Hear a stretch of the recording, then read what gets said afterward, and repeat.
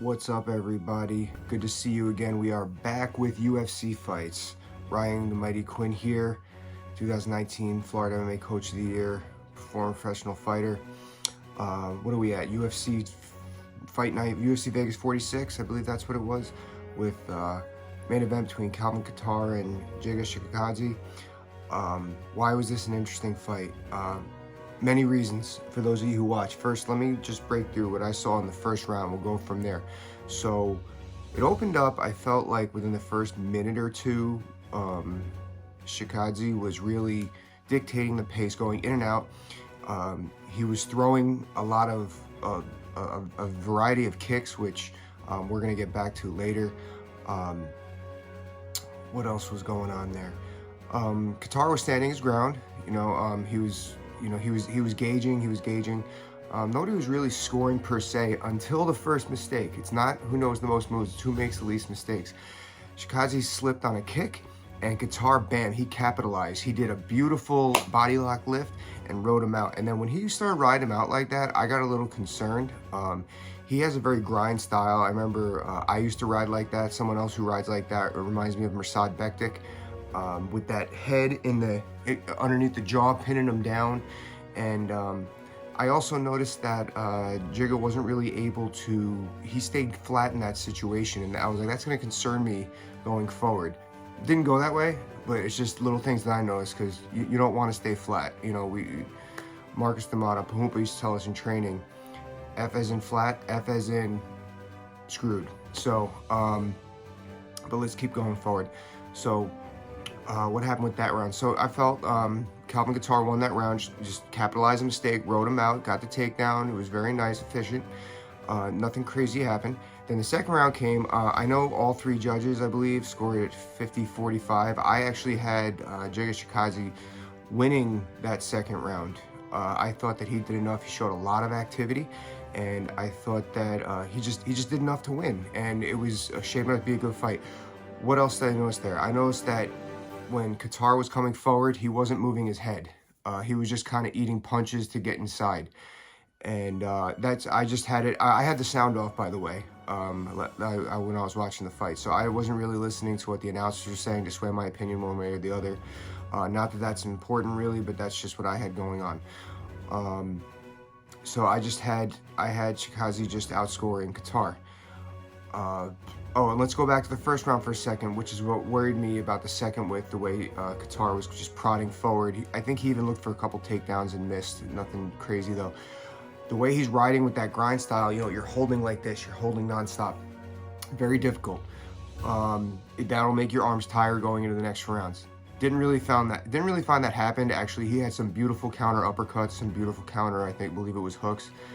And then Chikadze, towards the end of the second, even though I felt he won, he stopped throwing a lot of kicks. And actually, he had some good snaps, some good explosion on that left hand.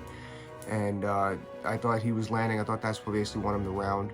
Now we'll go, sorry, I'm jumping around. Let's go back to the head movement with with Kattar. I felt both guys needed more head movement in two different situations. I felt Kattar could have moved his head a little more on the way in. He was kind of starting to jab and coming down to his hip kind of early in the fight. Maybe his strength as a wrestler kind of gave some pause in Chikadze's action to capitalize on that. I thought that was a little tired from the previous round.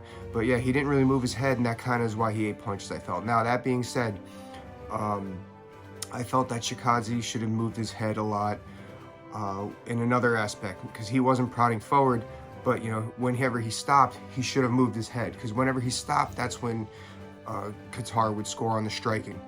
Now this is my opinion. We're going into the third round. It's one round apiece. Now this is where Calvin Kattar is going to be dangerous for everybody. And I'll let you think about it, and please comment below. Name me a fight, now follow me, name me a fight where someone showed enough diversity to win different rounds in different fashions. What do I mean by that? Kattar took him down, rode him out in the first round. Rings round one. Round three, he wins a stand-up battle. And that's not very common. That's not very common, especially at that level, especially, 5-round fight. The way to piece together rounds in a diverse fashion like that is scary. I can't think of anybody, even from John Jones to any of the champions right now, I can't think of anybody that could win, that has won a fight, especially against another top 10 fighter in that fashion. I thought that was very impressive, the way he was able to dominate the stand-up. Yeah, he showed a little pause, you know, he showed a little stiffness, you know, he was eating some punches, whatever, he was winning rounds. Chikadze, you know, his output kind of faded, and that's why he started eating the damage and stuff. Tough dude. You know, he still showed he was starting to look for that left hand. I felt that he should have stuck with the game plan, even though that wouldn't have been my first choice of the in and out stuff, just throwing more kicks and everything. It did keep Kattar on his toes a little bit. So there was lots to break down there, a lot going on. And there was one other point I had there. Yeah, just the wrestlings were good. The wrestling was good. Just capitalizing on mistakes. That was another key. That I think that won 2 total rounds for Kattar, is just capitalizing on those mistakes. I believe it was 3 times where Giga he threw kicks and slipped on the canvas. Twice he got scored on and ultimately lost rounds that way. You know, not to say it wasn't going one way or the other, but going forward, okay, I think that Giga Chikadze, he really needs to work his head movement in those aspects I told you about. When he stops, you know, like I always say, when the feet stop, the head starts moving. The feet stop moving, the head starts moving. I think he'll be able to land more of a left hand there. If I'm Kattar, I'm learning how to jab. And why do I say that? When you learn how to jab, I think the wrestling and the grappling's there. He could double down on that boxing stance a little bit. When you learn how to jab, it's gonna force you to learn your own range, which is a first form of distance. I learned the hard way as a fighter. I had my face busted up by Abner Lavarez. It gives you an offensive weapon. You know, you're gonna learn how to time your takedowns, how to set up takedowns and stuff. And another form of defense, it's gonna hide. You could hide a lot behind your jab. You can hide your head behind your jab. Yeah, and I already covered distance, going in, jabbing out. Once he gets that down, you might be seeing him as a UFC featherweight champion. I just thought it was so impressive how he was able to win rounds in different fashions. Anyone you can think of, please comment below. You know, please like and share and follow. And looking forward to, I believe it's UFC 270, 271 next weekend with John Jones. Not John Jones, what am I talking about? The heavyweight fight with Ngannou.